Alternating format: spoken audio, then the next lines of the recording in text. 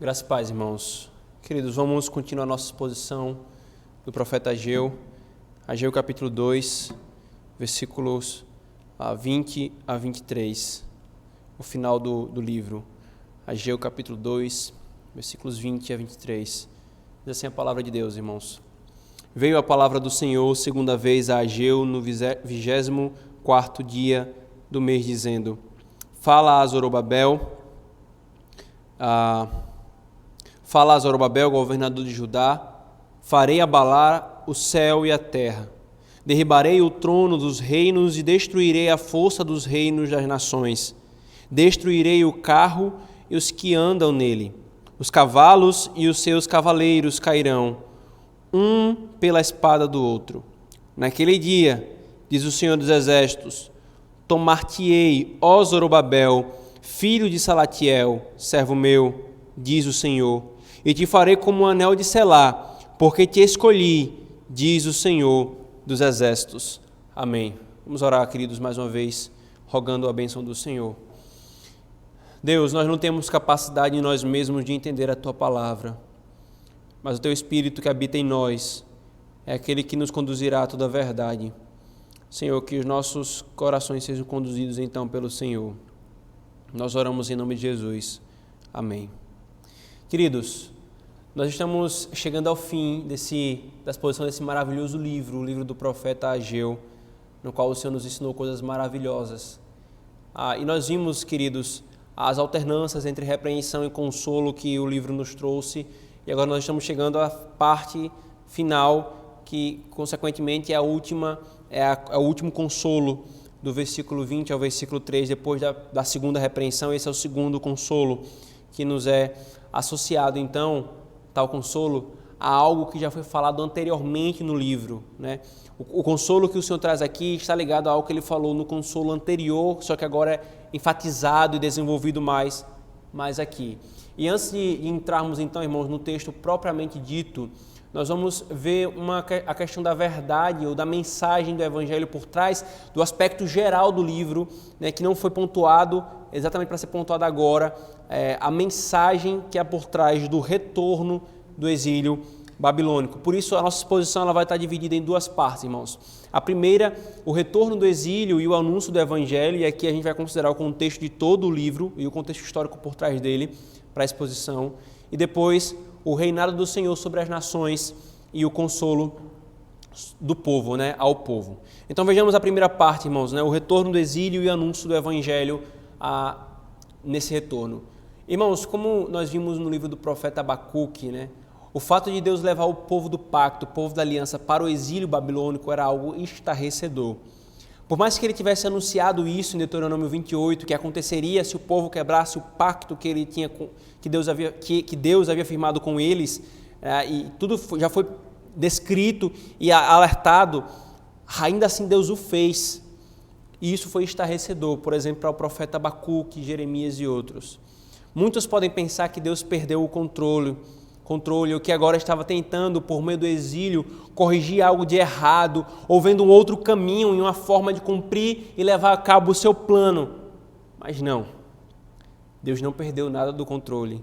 Na verdade, isso fazia parte essencial da revelação do Evangelho. Tanto o exílio do Reino do Norte, irmãos, que não retornou, quanto o exílio do Reino do Sul, que retornou, ensinam verdades significativas, grandes e planejadas para anunciar coisas que não foram anunciadas até aquele momento na revelação, para deixar ainda mais claro essas coisas essenciais do Evangelho. Então a pergunta, irmãos, é como que o Evangelho é anunciado aqui de uma forma geral, nesse fato histórico? Eu digo de uma forma geral porque nós vimos diversos aspectos do Evangelho nesse livro, de Cristo e da sua obra, em nós e por nós e a sua obra histórica. Mas de uma forma geral, o que esse livro nos ensina, irmãos? Ageu se passa, queridos, exatamente no contexto do retorno do exílio babilônico, no cumprimento imediato das promessas de Deus por meio dos profetas anteriores ao exílio, de que ele traria o povo de volta à terra. Então, novamente, qual é a mensagem do Evangelho anunciada aqui, queridos? Irmãos, quando o povo foi tirado do Egito, Tal evento marcou a nação. De forma, queridos, que os livros históricos, os salmos, os profetas maiores, todos eles faziam referências ao exílio como um fato importantíssimo, como sendo, ou melhor, faziam referência ao Egito como um fato importante, como sendo o maior e principal exílio que o povo havia passado. De alguma forma, irmãos, ainda que o povo não tenha ido para o Egito como uma nação organizada, e só tenha sido organizado depois, e aqui vem um ponto importante entre as diferenças do Egito e da Babilônia, mas o povo subiu para o Egito não preso, mas fugindo da fome, e ali foi escravizado e de lá foi tirado. Então, a Escritura enfatiza isso, queridos. Porém, Deus conduziu a história de Israel para que, no contexto de nação formada, nos ensinar mais uma verdade sobre a nossa saída do exílio do pecado. Explicitamente, irmãos, o Senhor disse que o retorno do exílio babilônico seria maior do que o exílio do Egito. Seriam maiores as proporções do que o que aconteceu ali. Embora aparentemente menos extraordinário, a saída do Egito, o retorno do exílio do Egito foi cheio de milagres, prodígios, sinais. Mas o retorno do exílio babilônico não. Foi a providência do Senhor conduzindo o coração de reis, fazendo com que determinadas coisas prosperassem em favor do povo. E ainda assim o Senhor fala, isso aqui terá uma significância ainda maior. Ele fala isso em Jeremias 16, 14 e 15, quando diz, portanto, eis que vem dias, diz o Senhor, em que nunca mais se dirá, tão certo como vive o Senhor que fez subir os filhos de Israel do Egito, mas dirão, tão certo como vive o Senhor que fez subir os filhos de Israel da terra do norte e de todas as terras para onde os tinha lançado, pois eu os farei voltar para a sua terra que dei a seus pais. Percebe, irmãos? O próprio Senhor dizendo, vocês vão trocar a significância, o marco profundo. Não é que perdeu o significado, irmão, mas veja, o Senhor está progressivamente revelando verdades. E aqui Ele quer exatamente chamar a atenção para esse fato. Não mais se dirá, o Deus que nos tirou do Egito, mas se dirá, o Deus que nos trouxe da Babilônia e de todas as nações para as quais Ele nos levou. O que é que o Senhor está nos mostrando aqui, irmãos? O Deus que disciplinou é o Deus que curou. Ele expulsou, mas Ele restaurou. E a restauração, irmãos, a restauração promove de maneira efetiva a singularidade de Deus entre os outros supostos deuses desse mundo. Queridos, somente o Deus de Israel predisse o exílio lá atrás e continuou anunciando isso para o povo por meio dos profetas. Somente esse Deus fez isso, somente esse Deus trouxe essa nação de volta à terra. Somente a Ele pertence a glória de ordenar o curso da história. Irmãos, o retorno do exílio mostra exatamente isso. Esse Deus é soberano sobre cada detalhe da história da humanidade. As nações elas não estão caminhando soltas. Os homens eles não estão caminhando soltos. Os homens conspiram contra o Senhor. O Salmo 2 fala, contra o Senhor e contra o seu ungido, contra Cristo. Aí o Salmo continua, mas o Senhor ri deles. Ele mandou para o exílio, Ele trouxe, Ele conduz a história, irmãos. Por meio da restauração, Palmer Robertson diz, Deus intentava mostrar ao mundo seu inabalável compromisso de cumprir os seus propósitos de redenção no meio de uma humanidade decaída. Sem a restauração da nação de Israel, a terra prometida, seria interrompida a linha de continuidade dos propósitos passados de Deus. E era fundamental que o povo tivesse novamente reunido em uma terra, para que dali irradiasse o Evangelho e deles viessem o Cristo. Porém, irmãos, ao mesmo tempo que essa restauração nos mostra a soberania, o poder e a glória desse Deus, ao mesmo tempo, ela foi deliberadamente imperfeita. Queridos, as profecias de restauração nos profetas antes do exílio apontavam para uma era áurea de Israel, maior até mesmo do que a dos tempos de Salomão. para um período em que Israel governaria sobre as nações gentílicas. E era essa expectativa que os judeus tinham. Mas quando eles voltaram, nada disso aconteceu. Por isso, o teólogo bíblico Graham Goldsworth, ele diz: a restauração dos judeus à terra prometida parecia ser o cumprimento das promessas de Deus. Contudo, na realidade, a regeneração esperada de todas as coisas não aconteceu. A única esperança agora é que, em algum momento futuro, Deus agiria para trazer o seu reino e a sua salvação a esse povo. Irmãos, Deus estava reservando algo maior. Algo maior. Ao mesmo tempo, irmãos, que ele anunciava o seu poder em restaurar, ele anunciava que aquela restauração ainda não era a restauração efetiva, definitiva e gloriosa que ele havia prometido. Mas até nisso, irmãos, os judeus eles entenderam errado, pois nos séculos seguintes eles tentaram efetivar a restauração pelo seu braço forte, carnal, por rebeliões políticas e articulações políticas posteriormente. Porém, a restauração verdadeira veio depois de tudo isso, bem diante do orgulho dos judeus. Cristo. Em Cristo, irmãos, retornamos definitivamente do exílio pelo poder dele, não pelo poder nosso ou político. Cristo, irmãos, é maior do que Moisés, que foi o instrumento líder de libertação do povo do exílio do Egito. Cristo, irmãos, é maior do que Ciro, que autorizou a libertação do exílio. Cristo, irmãos, é maior que Zorobabel, Josué, Esdras e Neemias, que foram os líderes da restauração e do retorno do exílio babilônico. Irmãos, todos esses retornos apontavam para o perfeito retorno do exílio que passaríamos, do exílio da morte para a vida, do pecado para a santidade. Aliás, irmãos, a expulsão de Adão do jardim do Éden foi o primeiro, o maior e o mais doloroso de todos os exílios. Nenhum dos exílios se compara a esse primeiro exílio. Com Cristo, irmãos, nos é mostrado o retorno àquilo que o Éden significava. Em Cristo nós retornamos ao Éden.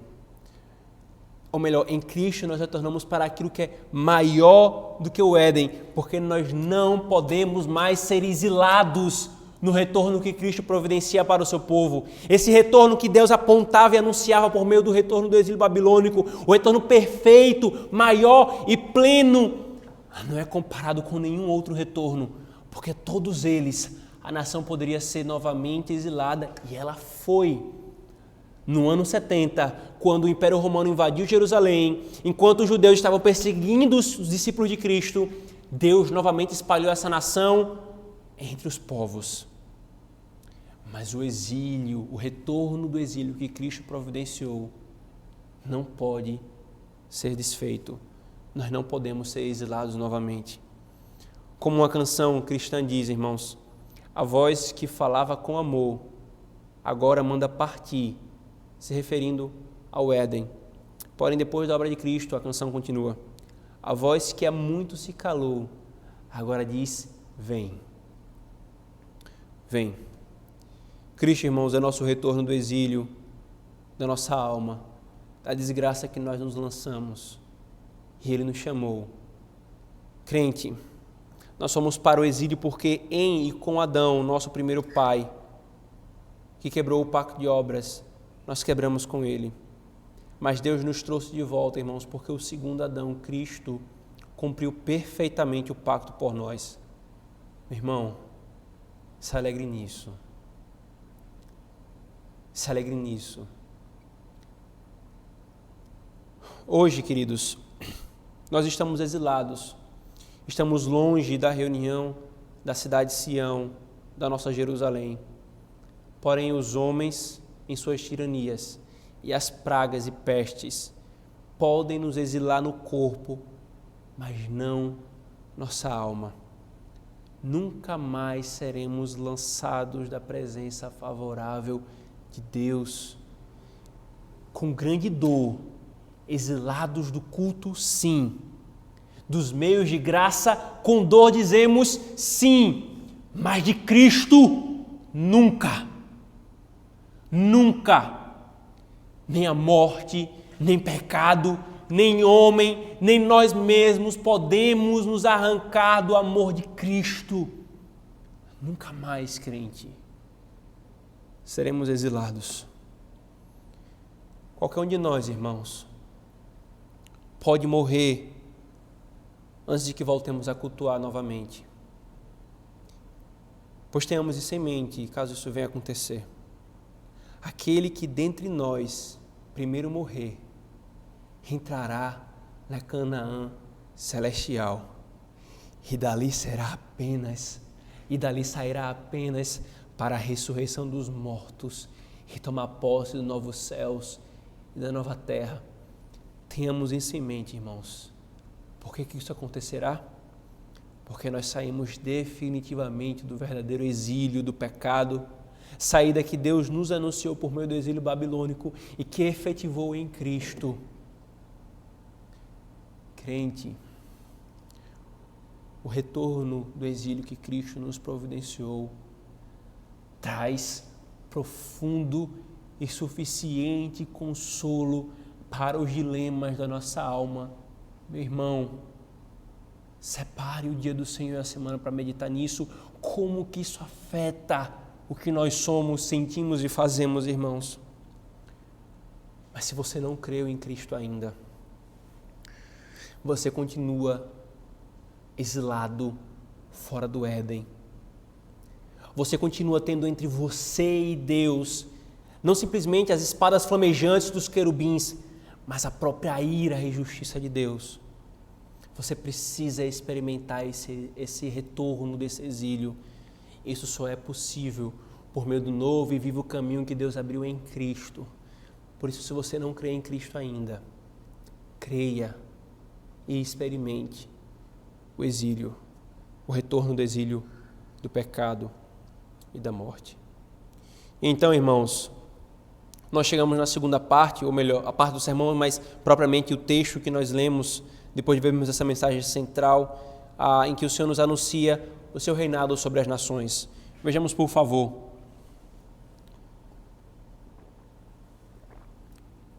Essa parte final, irmãos, ela fala de algo que não foi a primeira coisa, não é a primeira vez que o livro trata disso, né? Algo já foi falado anteriormente. Veja, por favor, no versículo 6 e 7 do capítulo 2. Pois assim diz o Senhor dos Exércitos, ainda uma vez, dentro em pouco farei abalar o céu, a terra, o mar e a terra seca, farei abalar todas as nações. Agora veja o que ele fala no versículo 21, que é o texto que nós estamos lidando. Fala a Zorobabel, governador de Judá, farei abalar o céu e a terra, derribarei o trono dos reinos e destruirei a força dos reinos das nações, destruirei o carro e os que andam nele, os cavalos e seus cavaleiros cairão, um pela espada do outro. Consegue perceber, irmãos, a similitude do que há aqui? Basicamente, a mesma verdade é afirmada em dois aspectos, tanto no início do capítulo como aqui, e parece que aqui Deus está tratando mais, especificando o que ele falou ali no primeiro momento. E tem dois aspectos aqui, irmãos. Por mais que em Ageu 2, 6, 7 ele faça uma referência ao Monte Sinai e à entrega da lei, e isso tem um papel importante para o povo do pacto, aqui ele parece culminar para um tremer e abalar a terra cósmico, nos ensinando duas verdades: o poder de Deus e seu reinado sobre as nações e o papel do Messias, a figura messiânica. Queridos, em Hebreus 12, 25 e 26, o autor cita Ageu 2, 6. E a interpretação que o autor aos Hebreus nos dá desse texto, irmão, nos ajuda a entender esse texto que nós estamos tratando aqui. Ele diz o seguinte, Hebreus 12, 25 e 26. Tende cuidado, não recuseis ao que fala, pois se não escaparam aqueles que recusaram ouvir quem divinamente os advertia sobre a terra, muito menos nós, os que nos desviamos daquele que dos céus nos adverte, aquele cuja voz abalou então a terra. Agora, porém, ele promete dizendo, ainda uma vez por todas, farei abalar não só a terra, mas também o céu. E qual a interpretação, irmãos, que o autor dos Hebreus está dando aqui, queridos? Se o povo no Monte Sinai foi julgado por Deus por rejeitar a sua palavra, o juízo é ainda mais evidente para aqueles que desprezam e rejeitam a palavra da salvação anunciada nos dias da obra cumprida de Cristo. A expressão ainda uma vez mais, irmãos, que o autor cita aqui, faz uma citação que aponta para o juízo cataclísmico, né? O juízo cósmico que virá sobre a terra no final dos tempos, quando Jesus voltar. E então, irmãos, a explicação do teólogo bíblico Palmer Robertson é muito útil aqui para nós. Ele diz o seguinte: essa referência de Ageu a um abalo universal e dos reinos como parte da sua palavra profética final deve estar conectada à sua referência anterior ao abalo do céu e da terra que faria as nações trazerem sua glória para a causa restaurada. Esse segundo abalo, que é desse texto que nós estamos vendo aqui agora no final do livro, faz destacar um único descendente de Davi, que será capacitado a agir com autoridade divina sobre todas as nações.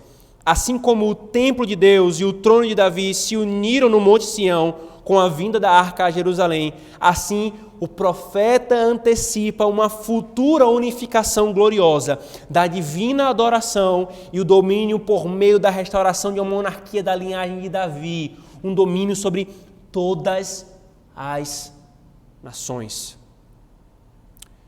Porque essa profecia é importante, irmãos, para o nosso consolo.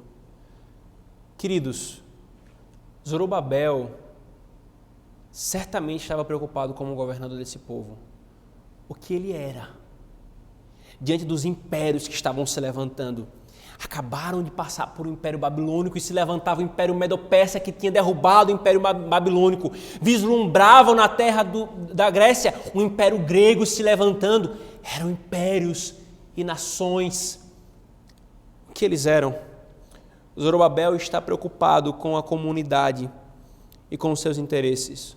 O povo está preocupado com os seus campos, com tudo o que estava acontecendo e as mudanças dos seus governos. O que acontecerá com os poucos e fracos judeus nessas mudanças e revoluções?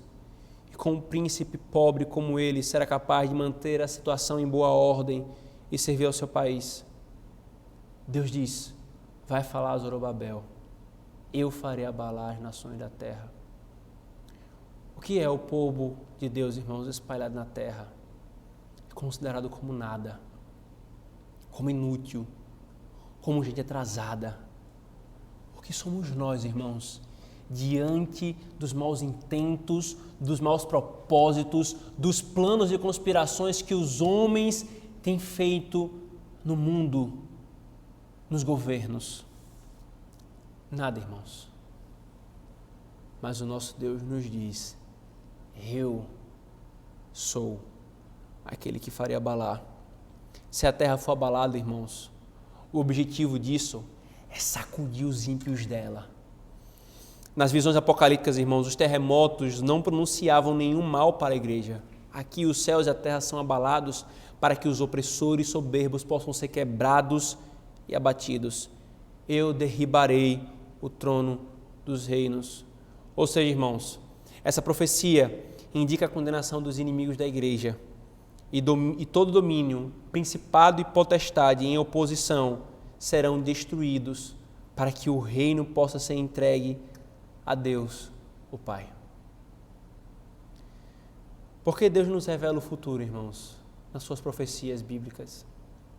É exatamente, queridos, para nos consolar. Estamos angustiados, irmão, com tudo o que está acontecendo no mundo. Irmãos, estamos vivendo, sim, o cumprimento de diversas profecias da Escritura, e não é de ontem. Desde que Cristo foi assunto aos céus, essas profecias se cumprem, porque nós anunciamos os últimos dias. Porém, irmãos, muitos ficam preocupados com possíveis e que eu creio reais maquinações de homens. E embora, irmãos, não necessariamente sejam todas verdadeiras as muitas teorias, sabemos pela Escritura que as nações sempre se levantaram contra Deus e contra o seu povo. Desde Babel nós vimos isso em Gênesis, irmãos. que Babel foi o primeiro de muitos intentos globalistas, de muitos intentos de impérios internacionais. Babel foi o primeiro. Gengis Khan, Império Babilônico, Assíria, Medo-Pérsia, Império Romano e toda a nação que se levantou com intentos internacionais. Pode olhar a história, irmãos. Todos eles querendo se associar a Roma. Napoleão, Hitler, todos os impérios com intento de domínio geral, se levantando contra o Senhor e contra o seu povo e perseguindo o seu povo. E isso, irmãos, hoje angustia a muitos. Mas o Senhor, irmãos, nos consola exatamente mostrando que Ele reina sobre os reinos e nações do mundo. Nós não precisamos sucumbir, nós não precisamos perder a cabeça. Irmãos, Ele nos revela que, ainda que não em muitos detalhes, o futuro, exatamente para que nós descansemos o nosso coração nele. Não é para nós ficarmos especulando detalhe, quem é quem, explicitamente, o nome. Não!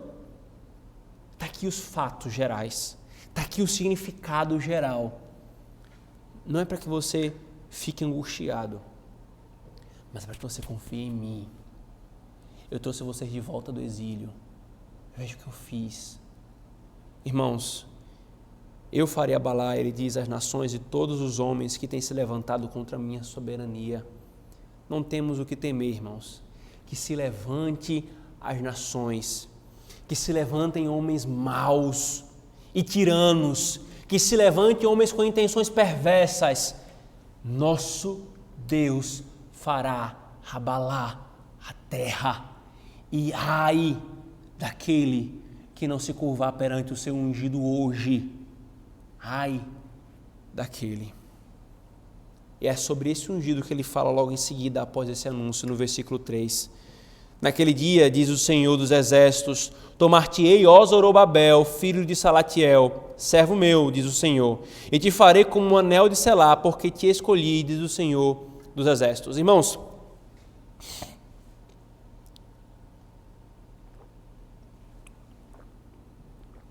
percebam, queridos, os três nomes associados a Zorobabel aqui, as designações que o Senhor faz, são servo de Deus, anel de sinete, o anel de selar, e escolhido. Tudo isso, irmãos, são designações que apontavam para a expectativa messiânica, e não é a primeira vez que são utilizadas aqui, irmãos. Zorobabel exerce aqui, queridos, uma função messiânica como descendente de Davi, de construtor do templo. Zorobabel, irmãos, como descendente de Davi, recebe o chamado de conduzir o povo na reedificação do templo, que fora destruído, e que anteriormente fora construído por um outro descendente de Davi, Salomão. A ideia aqui, então, irmãos, não é que Zorobabel seria aquele anel de selar, que seria o anel de selar de uma forma final ou categórica. Não, irmãos, porque, por exemplo, Josué, o sumo sacerdote, que foi mencionado várias vezes aqui no livro de Ageu, em Zacarias, é levantado também como uma outra figura messiânica.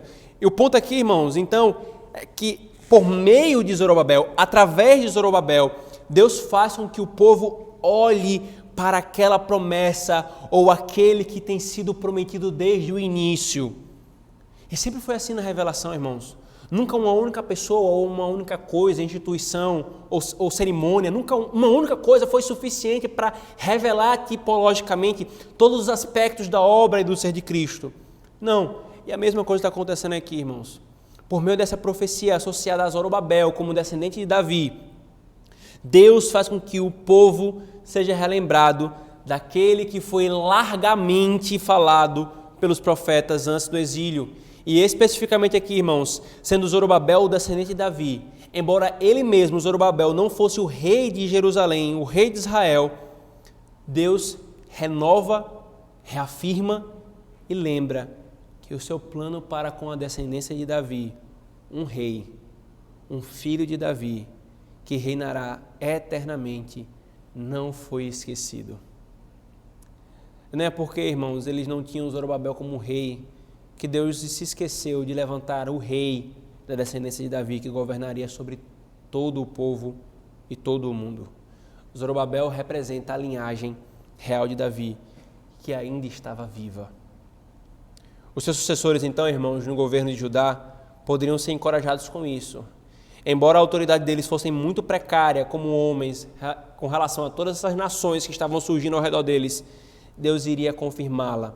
E isso iria contribuir para a estabilidade do povo sobre a qual Deus havia estabelecido. Crente, sabe quando isso ocorre? Sabe quando essa promessa se cumpre? Abra por favor Mateus, capítulo 1, versículo 1, 12 e 16. Livro da genealogia de Jesus Cristo, filho de Davi, filho de Abraão, versículo 12. Depois do exílio babilônico, Jeconias gerou a Salatiel e Salatiel a Zorobabel, versículo 16. E Jacó gerou a José, marido de Maria, da qual nasceu Jesus, que se chama Cristo. Irmãos, Cristo é descendente de Zorobabel. Em Cristo, irmãos, se cumpre a promessa. Cristo é o anel de selar, o Zorobabel que foi profetizado aqui. Mas por que, irmãos, essa imagem de anel de selar?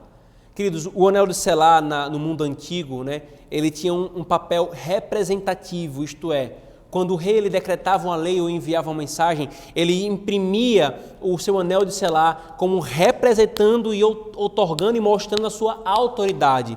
Se vinha com o selo do rei, é porque aquilo tinha autoridade. Então o anel de selar, ele representava a autoridade do rei. O anel trazia em si e representava essa autoridade. Cristo é o anel de selar de Deus, irmãos. O domínio do Deus Pai foi confiado a Ele. O nosso Senhor Jesus Cristo é o anel do qual a mão direita de Deus, que está na mão direita de Deus, porque todo o poder lhe foi entregue e lhe é concedido a Ele e através dele. E por ele que o grande caráter do Evangelho é assinado e ratificado. E é nele, em Cristo, que todas as promessas de Deus têm o seu sim e o amém. Cristo é o anel de selar de Deus. Quando ele levantar-se para abalar a terra, esse anel virá com autoridade e selará o juízo, e selará toda a pregação do Evangelho. Todos aqueles que desprezaram e tripudiaram do anúncio de Cristo como um soberano rei sobre a terra, e que tentaram construir seus próprios reinos aqui, estabelecer seus próprios reis e serem eles mesmos os seus reis, todos esses se curvarão e reconhecerão que apenas Cristo é o Senhor. Irmãos, Deus cumpriu a primeira profecia em Ageu 2, 6, 7, quando fez abalar a terra e trouxe aquele que era o desejo dos eleitos dentre as nações. Que exporemos, irmãos, esse cumprimento nós exporemos no próximo domingo, na próxima exposição. E que o cumprimento dessa primeira profecia, irmãos, nos encorajem a confiança de que Ele cumprirá esse segundo aspecto. Crente, não trema, não se apavore com o que tem acontecido, não sucumba à ansiedade, ao medo, às angústias, às incertezas. Cristo nos tirou do exílio verdadeiro. Deus abalará as nações e os homens ímpios que têm feito o que têm feito, desde a origem de tudo isso até a lida com todas essas questões. E Ele voltará. Cristo, irmãos, é o nosso soberano Deus. Confiemos nele. Oremos. Deus, obrigado por esse livro maravilhoso, Senhor, que nos conforta a alma, que nos repreende o pecado, Senhor. Repreensão em consolo. É exatamente aquilo que mostram a Tua paternidade, Senhor. Deus, nos dá força para crermos nas verdades que foram expostas aqui, Senhor, nesse livro. Nos dá graça, Senhor. Em nome de Jesus nós oramos, não apenas para crermos, mas para vivermos, confiarmos e sermos afetados por isso. Amém.